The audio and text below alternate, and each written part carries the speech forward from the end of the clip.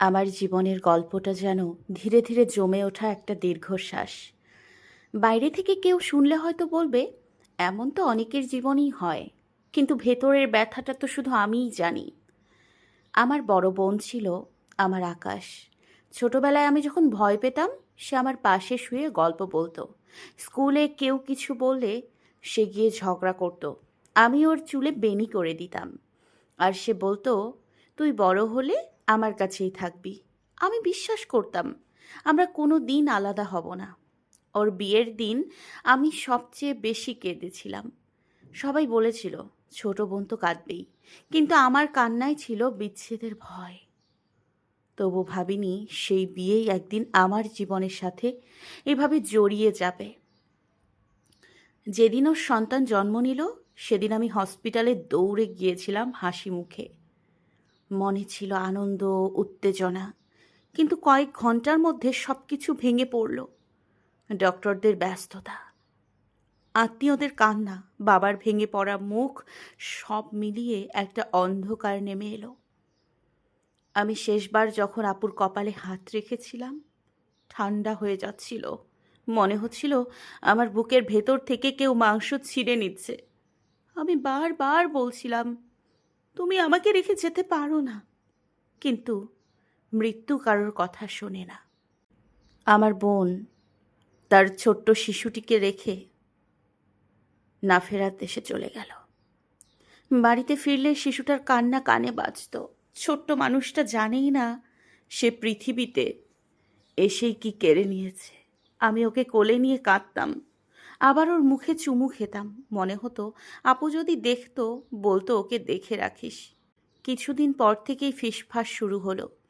আত্মীয়রা বাবাকে বোঝাতে লাগলো, মেয়েটাকে এই বাড়িতেই রেখে দাও, বাচ্চার জন্য ভালো হবে। আমি বুঝতে পারছিলাম কথা কোথায় গড়াচ্ছে। যেদিন বাবা আমাকে বললেন সিদ্ধান্তের কথা, আমি যেন পাথর হয়ে গিয়েছিলাম। তিনি বললেন, তুই যদি এই বিয়েটাতে না করিস, তাহলে বাচ্চাটার কি হবে? তোর দুলাভাই একা মানুষ, সমাজ কি মেনে নেবে? সমাজ, সেই সমাজ আমার কষ্টটা দেখলো না, শুধু নিয়মের কথা বলল। আমি বলতে চেয়েছিলাম, আমি কি বাঁচতে চাই না? আমার কি স্বপ্ন ছিল না?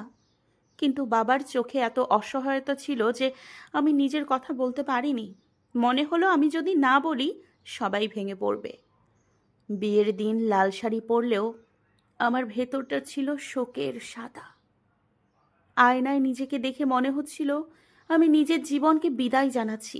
আত্মীয়রা বলছিল, ভাগ্যিস মেয়েটা নিজের ঘরেই রইল, অন্য কেউ আসলে বাচ্চাটার অযত্ন হতো, দেখতো কি না। আর নিজের খালা বাচ্চাটাকে যত্ন করে রাখবে। খালা আর মায়ের মধ্যে তফাৎ কি? কিন্তু কেউ আমার মনের কথাটা একবার শুনলো না, কেউ বুঝলো না আমি নিজের ঘর হারালাম। প্রথম কয়েক রাত ঘুম আসতো না। পাশের মানুষটা আমার দুলাভাই, অথচ কাগজে কলমে স্বামী। তার নিঃশ্বাসের শব্দ শুনতাম আর ভাবতাম, এই বিছানায় এক সময় আমার বোন শুয়েছিল। মনে হতো আমি যেন কারো স্মৃতির ওপর দাঁড়িয়ে আছি। তিনি খুব কম কথা বলতেন, কিন্তু যখন বলতেন তাতে আপুর ছায়া থাকতো। ও এই রংটা পছন্দ করত, ওর চুলগুলো অনেক সুন্দর ছিল, ওর হাতের রান্না এমন ছিল, ও এই করতো সেই করতো। মাঝে মধ্যে খুব বিরক্ত লাগতো। আমি বুঝতাম তার ভালোবাসা সত্যি ছিল, কিন্তু আমার বুকের ভেতর তখন হিংসা আর অপরাধ বোধ একসাথে লড়াই করত। আমি কি খারাপ মানুষ যে মৃত বোনের প্রতি হিংসা করছি? আবার মনে হতো, আমি কি তাহলে কখনো তার হৃদয়ে জায়গা পাবো না? ধীরে ধীরে আমি সংসারের দায়িত্ব নিতে শুরু করলাম। বাচ্চাটাকে নিজের সন্তানের মতো বড় করতে লাগলাম। ও অসুস্থ হলে আমি ছটফট করতাম। ওর স্কুলের প্রথম দিন আমি কেঁদেছিলাম লুকিয়ে। ও যখন বন্ধুদের বলতো, এটা আমার মা, আমার বুক ভরে উঠত।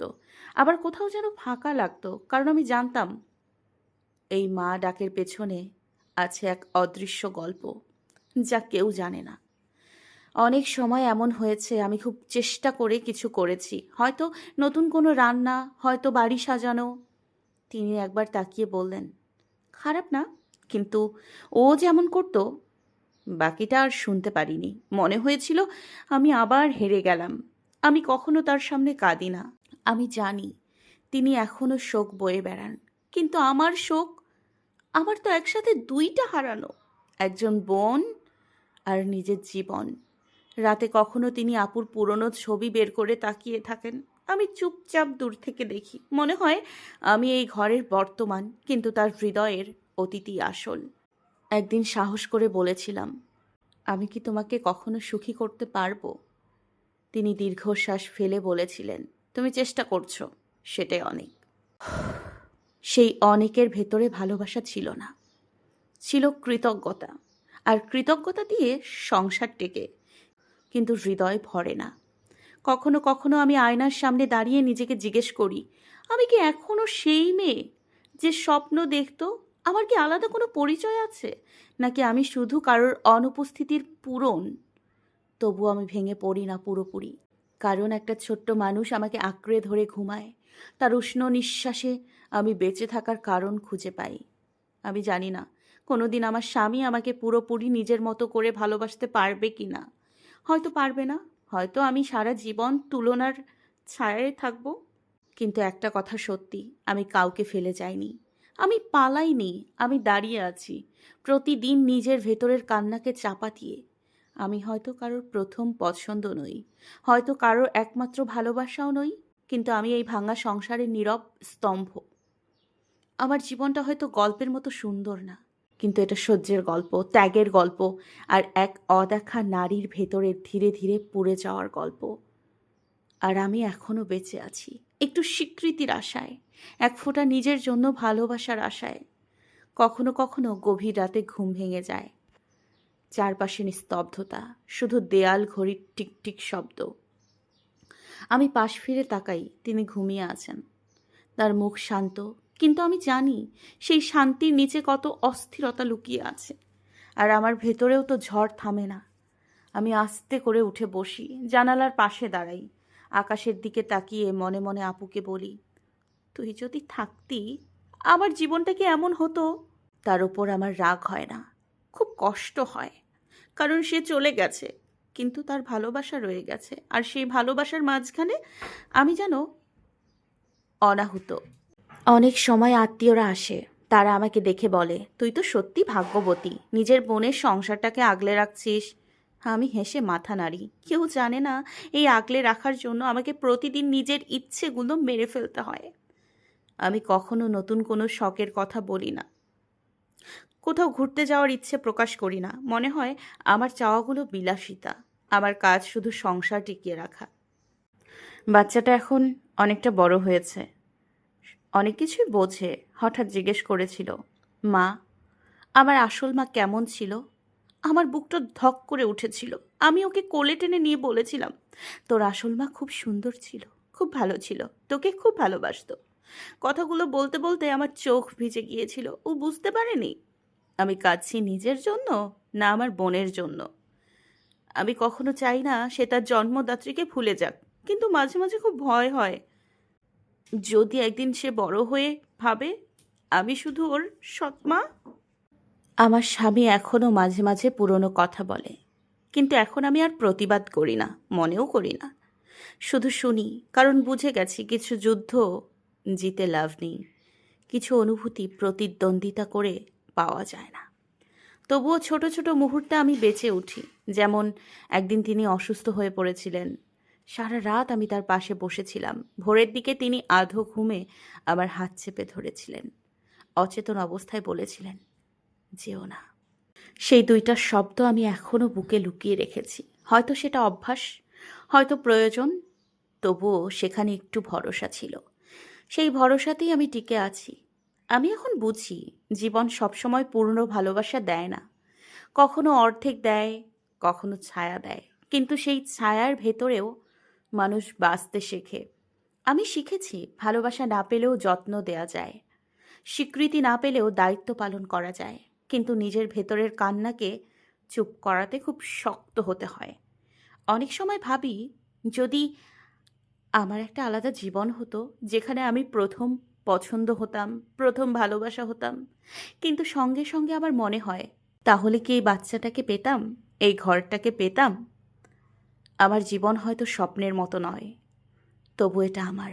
এই কষ্ট, এই নীরবতা, এই না পাওয়ার মধ্যেও আমি একটা শক্ত মেয়ে হয়ে উঠেছি।